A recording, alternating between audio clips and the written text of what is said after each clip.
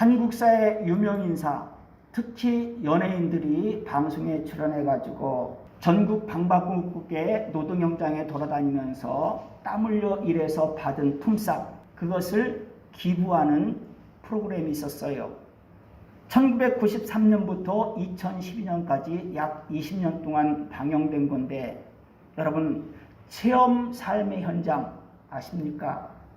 거기에 출연했던 출연자 대부분이요, 처음 체험해본 일이다 라고 말을 했어요. 직업 세계가 그만큼 다양하다고 하는 겁니다. 다시 하게 된다고 한다면은 처음보다 잘 할 겁니다. 그만큼 체험이 중요합니다. 그렇다고 우리가 모든 삶의 체험을 다 할 수 있습니까? 몸이 하나예요. 세상에서 영원히 시간을 활용할 수 없어요. 우리의 육체의 생명 동안에만 활용할 수 있는 것이니까 세상의 모든 것에 대해서 삶의 체험 현장을 감당할 수 없는 거예요. 그래서 간접적인 방법으로 체험을 합니다. 교육을 통해서, 독서를 통해서, 또 그 밖에 다양한 것을 통해서요. 저는 여행을 좋아하는 사람 중에 한 사람입니다. 근데 실제로는 여행을 거의 하지 못하고 있어요. 인터넷 검색을 통해서, 또한 유튜브를 통해 가지고 간접적으로 여기 좋다, 이 나라 좋다 하면서 체험을 하고 있어요. 오늘은 독서에 대해서 말씀드리려고 합니다. 독서가 뭐냐? 독서는 선현들의 말씀으로 지식을 축적하고 머리로 이해하고 가슴으로 체득하는 행동이다 라고 하는 표현이 있습니다. 선현이라고 하는 의미는 조상을 의미하는 거죠. 나보다 앞선 사람들을 의미하는 거죠. 단순히 나보다 앞선 사람들, 조상들만 글을 썼느냐? 아니죠. 나와 동시대의 사람들, 나보다 나이가 적은 사람들도 얼마든지 글을 쓸 수 있고 그 글을 내가 읽어볼 수 있는 거예요. 그러니까 모든 글쓴이들의 지식, 그것을 내가 간접적으로 체험하는 거예요. 독서를 통해서 체험하는 것이 많이 있어요. 배우는 것이 많이 있어요. 지식으로 축적하고 머리로 이해하고 가슴으로 체득하는 것들이 많이 있어요. 그런 간접 체험을 독서를 통해서 하게 됩니다. 그런 체험을 하게 되면요, 필요할 때 효과적으로 끄집어내가지고 적용시키는 능력도 발휘할 수 있습니다. 독서를 얼마나 해야 될까요? 벤자민 프랭클린, 미국 사람이죠. 많이 읽어라. 그러나 많은 책을 읽지는 마라 라고 했어요. 세상에 존재하는 책들 전부 읽을 만한 능력 지닌 사람 없어요. 세상에서 살아갈 시간이 한정적이라고 했잖아요. 그러니까 모든 책들을 다 읽을 수 없어요. 책을 읽어가지고 간접 체험을 많이 한다고 해도 반드시 좋은 결과로만 연결되는 것이 아닙니다. 그래서 죽기 전에 꼭 해야 될 것이라고 하는 표현이 요즘, 옛날부터 많이 활용되고 있습니다. 죽기 전에 꼭 해야 될 것. 더 좁히면 우리가 죽기 전에 꼭 읽어야 될 책이 뭐냐 하는 겁니다. 사람들은 다양하게 말할 수 있어요. 예수님을 믿는 우리는 꼭 성경을 읽어야 됩니다. 꼭 성경을 많이 읽어야 합니다. 성경은 하나님 말씀입니다. 그러니까 성경을 읽으면요, 하나님을 만나는 거예요. 하나님 만나는 기쁨과 은혜를 체험하게 되는 거예요. 교도소에서 죗값을 치르는 동안 성경 읽기를 시작하는 사람들 생긴다고 하죠. 하나님을 만나고 싶어진 거예요. 하나님으로 말미암은 기쁨과 은혜를 체험하고 싶은 거예요. 기쁨과 은혜를 체험하게 되면요, 그리스도 안에서 구원받고 영생 누리는 새로운 피조물 되는 거예요. 교도소에 드나들 수 있는 가능성을 현저히 떨어뜨리는 거예요. 하나님을 만나는 사람은요. 하나님을 만나는 방법은 하나님의 말씀, 성경을 읽는 것을 통해서, 성경 속으로 들어가는 통해서 이루어지는 거예요. 그러나 모든 사람들이 성경을 읽는 것을 좋아하는 것은 아닙니다. 성경을 읽기 싫어하는 사람들도 있어요. 교도소 안과 밖을 가리지 않고 하나님 말씀을 무시하면서 자기 잘난 대로 살아가는 사람들 있어요. 시끄러운 환경, 요지경 세상을 만들어내는 사람들 많습니다. 1993년에 유행했던 세상은 요지경이라고 하는 노래 아십니까? 세상은 요지경, 요지경 속이다. 여기도 작아, 저기도 작아, 작아가 판친다. 그런 환경을 만들어낸 사람들 많이 있어요. 20여 년이 지난 오늘날도 여전히 세상은 요지경이라고 하는 노래가 끊어질 수 없는 상태에 되어져 있습니다. 우리도 세상은 요지경이다라고 하는 그런 환경을 만들어내고 있나요? 오늘 본문의 말씀 19절을 보면 내게 알게 하였느니라고 하는 표현이 나와요. 잠언 1장 1절을 보면은 다윗의 아들 이스라엘 왕 솔로몬의 잠언이라고 합니다. 솔로몬이 잠언을 기록했다고 하는 거예요. 대부분의 잠언을 솔로몬이 기록했어요. 그 잠언 곳곳에서 내 아들아 라고 하는 표현이 나와요. 솔로몬이 자녀들에게 교훈했다고 하는 거죠. 조금 전에 소개해드린 1장 1절에서는 솔로몬의 잠언이라고 했죠. 단순한 솔로몬의 잠언이 아니라 이스라엘 왕 솔로몬의 잠언이라고 표현했어요. 백성들의 입장에서는 왕은 아버지와 같은 존재예요. 그러니까 이스라엘 왕 솔로몬의 잠언이라고 하는 표현은 백성들의 아버지 같은 왕으로서 교훈했다고 하는 겁니다. 내 아들아 라고 하는 표현은요, 좁혀서는 솔로몬의 자녀들에게 교훈하는 거예요. 조금 넓히면 이스라엘 백성들을 의미하는 거예요. 더 넓힌다고 한다면 예수님을 믿는 우리까지 포함되는 거예요. 내 아들아, 솔로몬이 그렇게 부른 이유는 내게 알게 하였느니 라고 하는 말을 하고 싶은 거예요. 솔로몬이 그의 자녀들과 백성들에게 잠언을 알려줬어요.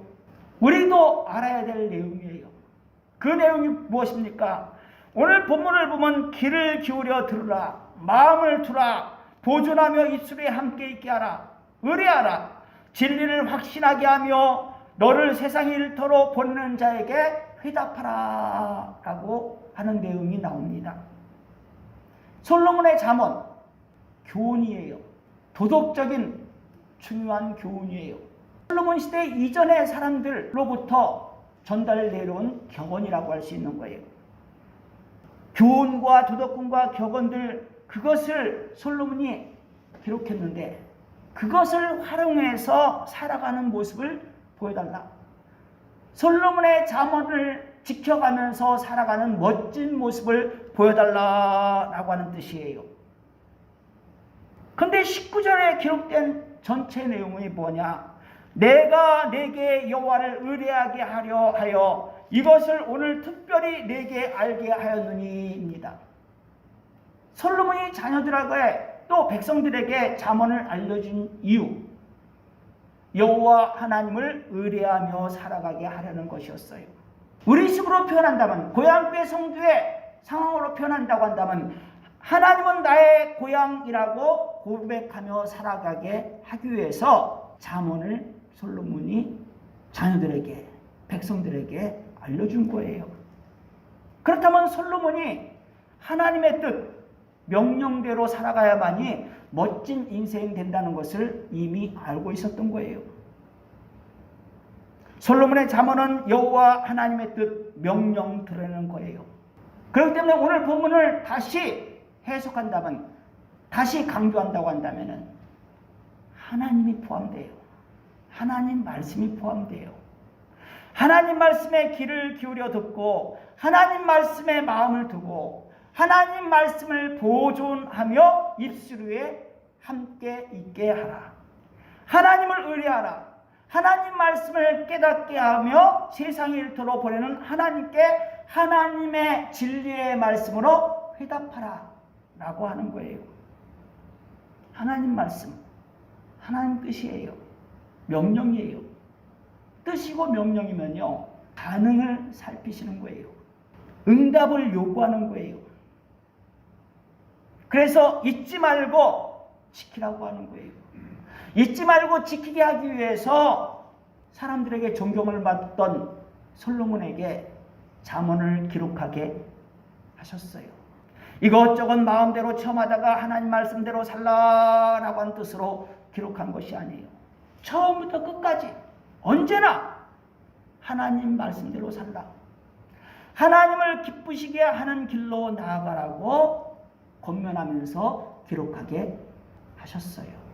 그렇게 권면하라고 기록할 수 있도록 하신 거예요. 하나님의 뜻, 명령을 받은 사람들은 제대로 응답해야 되는 것입니다. 우리가 그렇게 응답하고 있습니까? 하나님 말씀대로 살고 있습니까? 하나님을 기쁘시게 하는 길로 나아가고 있습니까? 그렇다면 하나님을 믿는 겁니다. 하나님이 세상에 보내신 독생자 예수 그리스도를 믿음으로 말미암아서 영원한 생명을 누린 사람들인 것입니다. 구원을 받고 영생을 적용받은 사람이라고 할 수 있는 거예요. 그래서 구원과 영생을 적용받은 성도답게 멋지게 살고 있는 겁니다. 여러분들이 그러한 존재입니다. 날마다 밥을 먹듯 손과 발을 씻듯 자연스럽게 하나님 중심 생활, 하나님 말씀 중심의 생활을 실천하는 거예요. 어떤 상황에서도 하나님을 기쁘시게 하는 생활을 실천하는 거예요. 그런 믿음 드러내는 거예요. 그렇게 합시다. 우리에게 있는 모든 것, 또 우리가 소중히 여기는 모든 것, 그것을 한마디로 표현하면 재산이라고 할 수 있어요. 소중하잖아요. 일반적으로 움켜쥐고 싶어하는 마음이 많이 작용해요. 그런데 움켜쥐는 것보다도 그것을 활용해서 혜택 보는 사람들과 환경들이 더 많게 하면 하나님을 기쁘시게 하는 것입니다. 하나님 말씀도 우리에게 주어진 재산입니다. 나만 하나님 말씀에 귀를 기울이고, 나만 하나님 말씀만 듣고, 나의 마음에만 보존하고, 나의 입술에만 하나님 말씀이 머물게 해야 될 것이 아니에요. 나만 하나님께 의뢰하고 하나님 말씀을 깨닫고 하나님께 회답하는 삶으로 살아가야 될 것이 아니에요. 나에게 주어진 하나님 말씀을 가지고 이렇게 하라 저렇게 하라 라고 하면서 명령하기 위해서, 세상과 환경들에게 명령하기 위해서 활용할 것도 아니에요. 그러면 어떻게 활용해야 되냐? 하나님 말씀이라고 하는 재산을 어떻게 활용하냐? 하나님 말씀대로 했더니 이렇게 되었다라고 간증하는 데 활용해야 되는 거예요. 모든 사람과 환경들도 하나님 중심, 하나님 말씀 중심의 믿음과 생활을 실천하도록 도움 주는데 하나님 말씀을 활용해야 되는 거예요. 콩 심은 데 콩 나고 팥 심은 데 팥 나죠. 그런데 30배, 60배, 100배의 법칙입니다. 우리에게 심겨진 하나님 말씀, 그 하나님 말씀을 활용하면요, 우리만 변화되는 것이 아니에요. 주변 사람과 환경도 변화되어집니다. 주변 사람과 환경들도 하나님 중심, 하나님 말씀 중심의 믿음과 생활을 드러냅니다. 전서 9장을 보면요, 힘센 왕이 군대를 동원해가지고 작은 성읍에 쳐들어왔어요. 그 작은 성읍을 정복하기 위해서요. 그러자 작은 성읍 사람들이 아우성칩니다. 고난받을 것, 고통당할 것 느껴지잖아요. 죽을 수도 있다고 하는 두려움 느껴지잖아요. 그때 가난하지만 지혜로운 사람이 나타나가지고 성읍을 지켜냈어요. 성읍 사람들을 구원해냈어요. 그러자 기뻐하는 소리가 성읍에 울려 퍼졌습니다. 박수치며 칭찬하는 소리가 성읍에 울려 퍼졌어요. 누구에게 박수칩니까? 누구를 칭찬합니까? 자기들을 구원해준 지혜로운 사람이요. 근데 얼마 지나지 않아서 조용해졌어요. 박수치는 소리도, 칭찬하는 소리도 사라진 거예요. 지혜로운 사람으로 말미암은 은혜를 잃어버린 성읍 사람들이 되었어요. 이유가 있었어요. 가난했다고 하는 거예요. 성읍을 지켜낸 지혜로운 사람을 살펴보니까 가난했던 거예요. 세상 사람들과 환경은요, 지혜보다도 재산을 좋아합니다. 하나님 말씀과 지혜가 포함된 재산이 아니라 돈으로 계산할 수 있는 재산을 좋아합니다. 돈 많은 사람을 더 칭찬하고 높여주면서 인정을 합니다. 가난한 사람의 지혜를 인정해주는 때도 물론 있어요. 힘센 왕이 군대를 동원해서 성읍을 점령하려고 왔을 때 같은 그러한 상황이에요. 고난받을 것이 두려울 때, 죽음에 대한 두려움이 느낄 때, 즉 사망의 음침한 골짜기에 들어가는 상황이 느껴졌을 때, 그때는 가난한 지혜로운 사람을 좋아합니다. 그에게 박수를 보냅니다. 그에게 매달립니다. 그렇지만은 잠시 잠깐이에요. 문제가 해결되면 돌아섭니다. 하나님 말씀을 인정해주는 태도도 다르지 않습니다. 구원과 영생을요, 돈보다 가치 떨어지는 것으로 취급하는 것이 세상과 환경들의 자세입니다. 구원과 영생을 돈보다 가치 떨어지는 것으로 취급하는 생활을 즐거워합니다. 세상과 환경들의 태도라고 했어요. 거기에 우리도 포함됩니까? 우리의 태도도 그러합니까? 하나님이 솔로몬을 통해서 우리에게 알게 해주신 하나님의 말씀, 하나님의 명령, 그것은 잠시 박수받고 높임받으며 인정받다가 무시당할 수 없는 거예요. 하나님 말씀을 받았다고 한다면, 하나님의 뜻을 깨닫게 됐다고 한다면 항상 마음판에 새겨져야 되고 생활 속에서 실천되어져야 될 거예요. 우리에게 소중한 재산이에요. 그래서 오늘 본문 19절에서 오늘 특별히 내게 알게 하였노니 라고 합니다. 특별이라는 것이 뭐예요? 구별시킨다고 하는 거죠. 구별해서 강조하면서 알려준다고 하는 거예요. 하나님의 신일에 대해서 구별시켜서 강조해서 알려줄 테니까 합당한 태도 드러내며 살아보라고 하는 거예요. 하나님이 우리에게 하신 일들, 찬양을 통해서도 표현됩니다.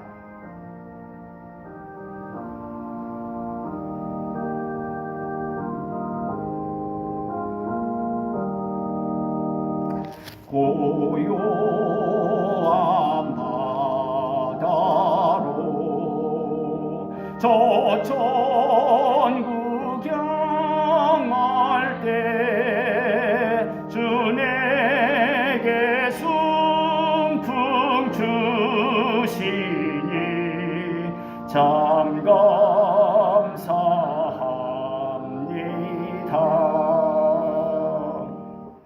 성경에서 나오는 바다, 또 사람들이 표현하는 바다, 우리가 부른 이 찬양 속에 나오는 바다, 세상살이를 의미합니다. 우리의 세상살이에요. 우리의 인생길이에요. 고요한 바다, 우리가 바라는 거죠. 우리의 인생길이, 우리의 세상살이가 평안하게 이루어지는 것, 우리가 바라는 거죠. 하나님은 임마누엘이에요. 함께 해주시는 분이에요. 우리의 인생살이에 함께 해줍니다.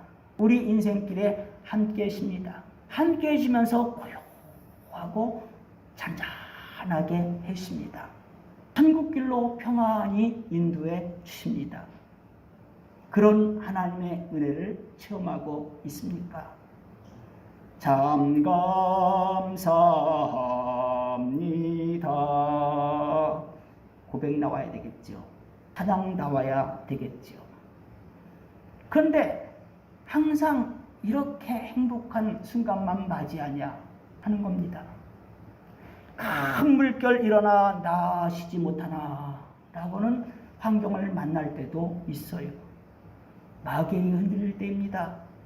욕심에 이끌려서 하나님을 슬프시게 할 때인 겁니다. 그럴 때 큰 물결 일어나 나 쉬지 못하나 라고 하는 환경 맞이합니다. 그런데 하나님은 어떤 분이라고 했죠? 임마누엘이라고 했죠. 함께 하시는 분이라고 했어요. 우리가 평탄한 인생, 평안한 인생길을 걸어갈 때만, 그러한 세상살이만 할 때만 함께 하시는 분이 아니에요. 항상 함께 하시는 분이에요. 큰 물결 일어나 나아시지 못하나 라고 하는 환경 되어질 때도, 우리가 그런 환경을 체험하고 있을 때도 함께 하시면서 붙잡아 주십니다. 그래서 우리에게 고백을 이끌어냅니다. 이 풍랑으로 인하여 더 빨리 구원과 영생의 기쁨을 체험하게 되었습니다. 내가 환난과 궁핍과 풍랑을 만난 그러한 상황, 어려움을 만난 상황 속에서 하나님의 함께하심을, 하나님의 보호하심을, 인도하심을 체험했습니다. 구원에 대한 확신, 영생에 대한 소망을 더 크게 갖게 되었습니다. 라고 고백하게 만드는 거예요. 물결이 일어나 나 쉬지 못하나 이 풍랑으로 인하여 더 빨리 갑니다.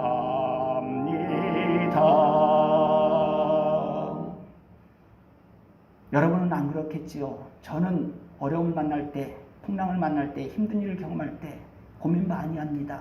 분노가 불타오를 때가 있어요. 아내에게 잘못 표현할 때도 있어요. 목사임에도 불구하고 나쁜 사람이에요. 진정한 하나님의 사람은요, 어려움 중에, 환난 중에, 고통당할 때 하나님의 은혜를 체험하는 거예요. 하나님과의 관계를 멋지게 연결시키는 거예요. 큰 물길 일어나 나아지지 못하는 상황 계속 이어지는 것이 아니라 거기서 하나님의 은혜를 더 크게 발견하는 거예요. 행복을 느끼는 거예요.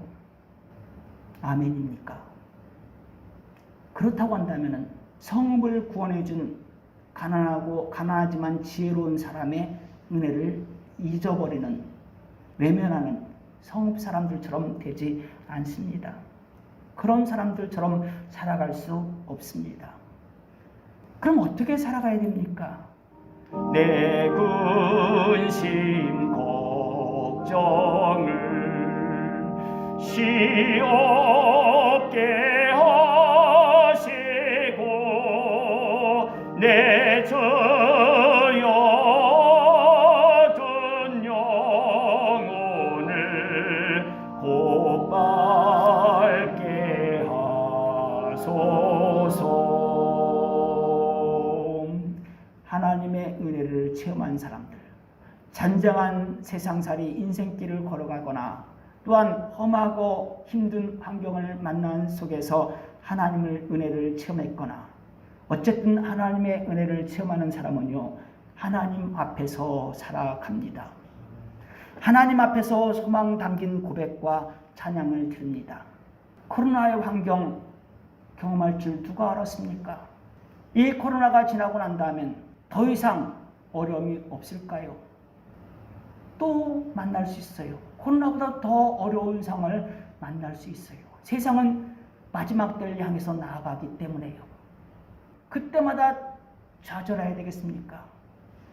분노가 마음속에서 치밀 올라가지고 아내에게, 남편에게, 자식에게, 부모에게, 이웃에게 화풀이해야 되겠습니까? 하나님을 바라보셔야 되잖아요. 내 걱정, 근심을 쉬없게 하시고 하나님께 그런 소망을 보여도 되는 겁니다.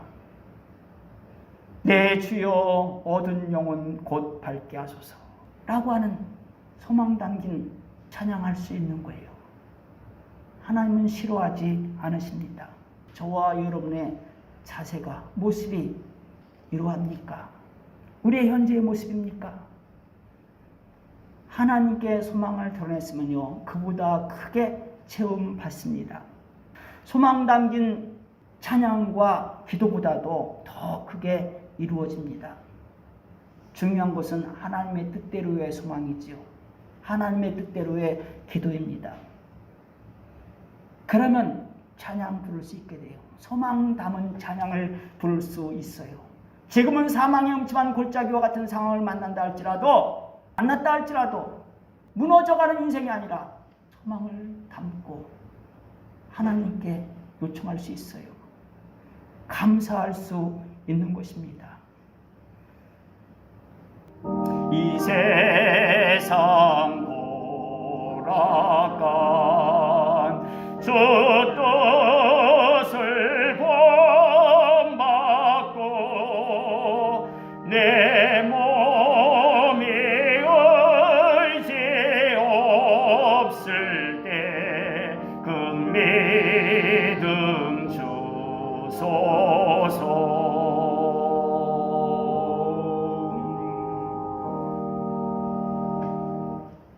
우리의 소망은 이렇게 표현되어야 됩니다. 언제나 어느 때나 어떤 상황 속에서든지 하나님의 뜻을 본받게 하여 주시옵소서. 내가 쇠약해져서 거동이 불편하고 하루에 3끼 밥은 고사하고 한 끼 미음조차도 먹을 수 없는 건강의 상태에 놓여지게 된다 할지라도 하나님을 원망하지 않고 하나님을 바라보는 영원한 천국을 사명하며 살아가는 나의 삶이 되어지게 하여 주시옵소서 하는 것이 우리의 소망이 되어져야 되는 것입니다. 내게 알게 하였노니, 솔로몬의 자녀들에게 또한 왕으로서 이스라엘 백성들에게 주는 것으로 끝나는 것이 아니에요. 솔로몬을 움직이신 하나님의 말씀을 준 거예요. 하나님의 말씀을 솔로몬을 통해서 오늘 하나님의 뜻을, 명령을 우리들에게 주셨어요. 하나님께서 원하시는 바를 알려주셨어요. 여러분, 하나님의 말씀, 뜻, 명령을 깨닫고 있는 사람들입니다. 깨달아가는 사람들입니다. 하나님의 은혜를 받은 사람들입니다. 앞으로도 하나님의 은혜를 많이 받을 믿음의 사람들입니다. 그런 성도 여러분, 하나님께 큰 영광 돌릴 것을 준비하며 살아가길 기원합니다.